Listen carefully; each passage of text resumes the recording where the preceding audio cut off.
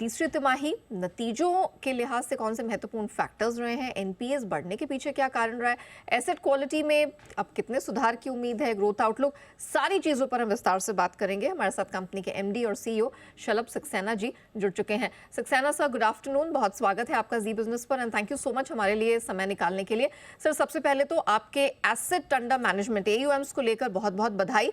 बड़ा माइलस्टोन हमने 10,404 करोड़ का यहाँ पार होते हुए देखा है। सर, अब जरा बताइए कि क्वार्टर के लिहाज से मतलब इस क्वार्टर को अगर हम देखें तो डिसबर्समेंट और जितने ग्रोथ पैरामीटर्स हैं उसके लिहाज से ये तिमाही कैसी रही है? Good afternoon Neha ji. नमस्कार आपके सारे व्यूअर्स को। 10,404 करोड़ का जो एयूएम और या जो 10,000 करोड़ का जो हमने जो माइलस्टोन क्रॉस किया है, ये स्पंदना की हिस्ट्री में पहली बार क्रॉस हुआ है। So obviously there is a lot of effort which has gone. जो हमारी सारी जो फील्ड स्टाफ है, जो हमारे कस्टमर्स हैं, उन्होंने काफ़ी कुछ कंट्रीब्यूट किया है हमारे इस माइलस्टोन तक पहुंचने को। जहां तक रिजल्ट का सवाल है, मैं दो तीन चीजें बताना चाहूंगा। सबसे पहले तो आज से 7 क्वार्टर पहले जब ये नए मैनेजमेंट ने स्पंदना का चार्ज लिया था, हमने कहा था कि हम पोर्टफोलियो क्वालिटी पे हम फोकस करेंगे। दूसरी चीज हमने कहा था कि हमारी कंपनी में पहले मंथली रीपेमेंट यानी कि जो किस्त होती है वो कस्टमर्स को हर महीने एक बार चुकानी पड़ती है। माइक्रो फाइनेंस में वीकली मॉडल भी चलता है, क्योंकि ये गरीब तबका है, ये बॉटम ऑफ द पिरामिड है। इनको छोटी किस्त होती है तो इजी रहती है, भले वो वीकली हो। तो हमने कहा था कि एज अ कंपनी मॉडल को परस्यू करेंगे। तो उस वीकली मॉडल को परस्यू करने के चक्कर में जो हमने था, which is the right step, that has led to some weakening and some flaws, जो कि आपने एनपीएस में देखे हैं और जो एसएमए बकेट्स में देखे हैं। तो ये एक कारण है जिसकी वजह से थोड़ा सा एनपीए हमारा बढ़ा है। जो पिछले क्वार्टर हमने 1.4% था, वो अभी 1.61 हुआ है। पर अगर आप ब्रॉड स्टोरी समझे नेहा जी, इसमें कस्टमर एक्विजिशन लेड ग्रोथ हमने 3.5 लाख करोड़ 3.5 लाख कस्टमर पिछले क्वार्टर हमने अक्वायर किए हैं। इस साल के अगर 9 महीने का रिजल्ट देखूं मैं, अगर 9 महीने का मैं आपको आउटपुट बताऊं, तो ऑलमोस्ट 10 लाख कस्टमर, जो probably one of the highest है, वो हमने अक्वायर किए हैं। और अभी भी एक 3 महीने बचे हैं हमारे। तो हमारा आज की तारीख में borrower base almost 30 lakh touch कर गया है। और जहां तक प्रॉफिट का सवाल है, प्रॉफिट आफ्टर टैक्स अगर हमारा 9 महीने का आप देखें, 372 crore, 372 crore is what we have declared. 372 crore all time Spandana का पूरे साल के प्रॉफिट से भी ज्यादा है। मैक्सिमम प्रॉफिट अब तक एक साल का 352 करोड़ था, जो अब इस बार हमने 9 महीने में 372 करोड़ डिलीवर किया है। तो the point I am trying to make is, एक क्वार्टर, 2 क्वार्टर में क्योंकि हम मॉडल चेंज कर रहे हैं from a monthly model to a weekly model, ये इस तरह के थोड़े से स्लिप्स आए हैं। और एक 3 से 4 महीने हमें लगेंगे स्लिप को पूरा कंट्रोल कर। But the larger story of the company, the larger quality of the portfolio, the larger distribution model is intact, and we are confident that we'll be able to get the quality also back. Well sir, आपने बहुत अच्छे से explain कर दिया क्योंकि मेरा अगला सवाल एनपीए को लेकर ही था। आपने कारण तो बता दिया कि किस कारण से ये एनपीएस में बढ़ोतरी हमने देखी है। अच्छा सर, अब चौथी तिमाही के लिए क्या लेवल्स रहेंगे आने वाले क्वार्टर्स में एनपीए को लेकर, अगर आप हमें एक अंडरस्टैंडिंग दे पाते? तो नेहा जी, हमने है ना शुरुआत से एक ही हम जो फाइनेंशियल वेक्टर्स होते हैं उसमें हम तीन चार चीजें कहते हैं। हमने कहा है कि हम ये साल एंड करेंगे 11,500 करोड़ से 12,000 करोड़ के एसेट अंडर मैनेजमेंट एयूएम में। उसके लिए हमें रफली 3,500 करोड़ की डिस्बर्समेंट करनी पड़ेगी इस क्वार्टर, जो हम करेंगे। पहली बात। दूसरी बात, एनपीए में हमने कहा है कि एनपीए हमारा at any given point in time, portfolio quality की जो बात हो रही है, वो 2% के नीचे रहेगा। अभी 1.61 है। वी आर कॉन्फिडेंट दैट अभी नहीं, अब up to FY25 also will be able to maintain that level. जहां तक निम्स का सवाल है, हमने कहा है कि 13.5% के ऊपर हमारे निम्स रहेंगे। इस बार का आपने सवाल पूछा नहीं है, लेकिन मैं एक्सप्लेन कर दूं। इस बार अगर आप निम्स देखें तो हमारे पिछले क्वार्टर से कॉन्ट्रैक्ट हुए हैं। उसके दो कारण हैं। एक तो 0.38% कॉन्ट्रैक्ट हुआ है बिकॉज ऑफ द फ्लोज, लेकिन जो ज्यादा है 0.48 और ऑलमोस्ट 0.5% के करीब, is because of the gearing.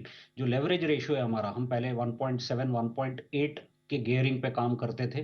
पिछले क्वार्टर हम 2.1 पे पहुंचे थे, पर वो क्वार्टर एंड का नंबर था। इस टाइम पे हम 2.2 पे हैं, 2.3 पे हैं, सॉरी 2.3 पे हैं, जिसकी वजह से निम्स थोड़े कॉन्ट्रैक्ट हुए हैं। बट अदरवाइज हमारा गाइडेंस रहा है कि हम 13.5% के ऊपर डिलीवर करेंगे। हम 13.5% के ऊपर Q4 के एंड तक हम डिलीवर कर देंगे। तो आप टू समराइज, रफली 11.5 से 12,000 करोड़ का AUM होना चाहिए हमारा। हमारे निम्स 13.5% के ऊपर होंगे। हमारे ROAs जो हमने कहा है वो 4.5% के ऊपर होंगे। अभी 5.5% हमने डिक्लेयर किया है, तो we are comfortable on that front. Asset quality मैंने आपको बता ही दिया। सर ये जो 12.5 से 13,000 करोड़ और जो आपने निम्स की बात की है, ये सर अगले क्वार्टर के लिए या आने वाले क्वार्टर्स की आप बात कर रहे हैं? नहीं, तो हाँ, अगले क्वार्टर के लिए 13.5% प्लस निम होंगे।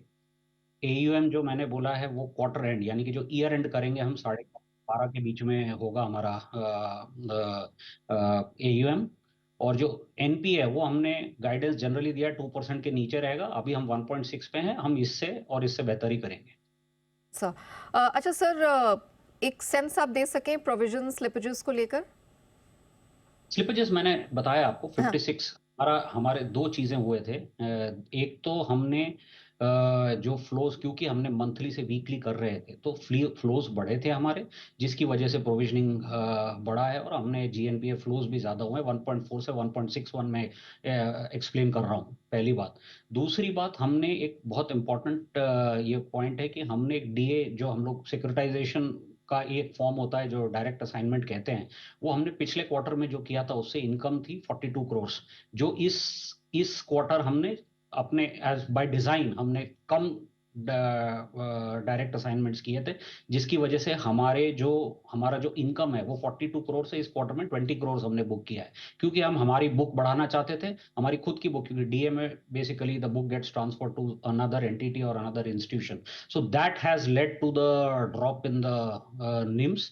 बट इन जनरल हमारा गाइडेंस रहेगा कि हम 13.5 के अबव देंगे। ऑन द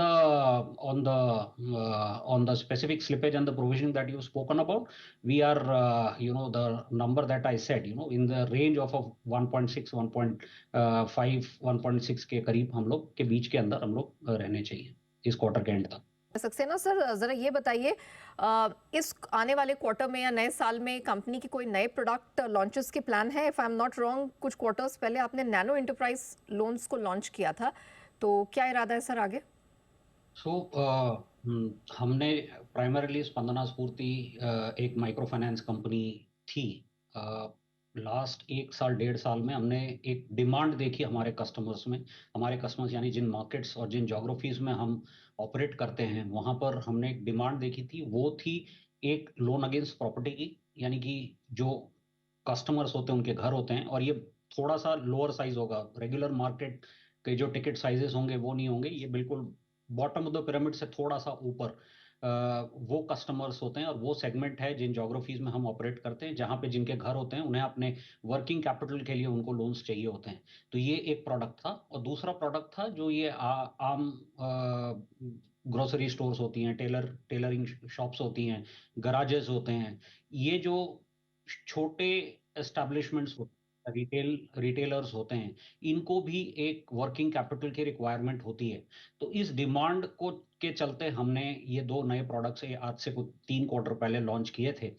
क्योंकि ये लेंडिंग है, एक नया सेगमेंट है, नया प्रोडक्ट है हमारे कस्टमर्स हमारे लिए एज अ कंपनी, हम थोड़ा सा इसमें कॉशियसली चल रहे हैं। हमारा अभी तक इसमें सारा AUM कुल मिलाकर अराउंड 55-60 करोड़ के करीब हो गया है। इस साल इस क्वार्टर हम फिर वापस we have adopted a cautious approach, we are continuing with the cautious approach. और हमारा अगले साल is when the growth plan starts in terms of really capitalising on the opportunity that is available. आज की तारीख में हम राजस्थान, आंध्र प्रदेश में हम मौजूद हैं। हम मध्य प्रदेश और कर्नाटका में हम बहुत जल्दी शुरू कर रहे हैं, ब्रांचेस हमने एस्टैब्लिश कर दिए हैं, रिक्रूटमेंट हो गई है।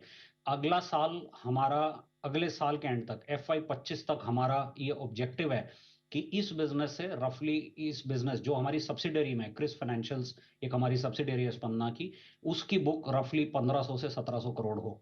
So this is an opportunity that we are working on and we are confident basis the initial results जो भी हमें मिले हैं, जो काफी अच्छा रिस्पॉन्स रहा है, इसको हम स्केल अप करेंगे। Alright, apart from microfinance. Okay Shalabh sir, thank you so much हमारे साथ डिटेल में बात करने के लिए, तिमाही नतीजों के एनालिसिस हमें देने के लिए एंड हाइलाइट्स बताने के लिए, एंड ऑफ कोर्स आगे क्या कंपनी का इरादा है, क्या प्लान है, वो भी दर्शकों के सामने रखने के लिए आपका बहुत बहुत धन्यवाद।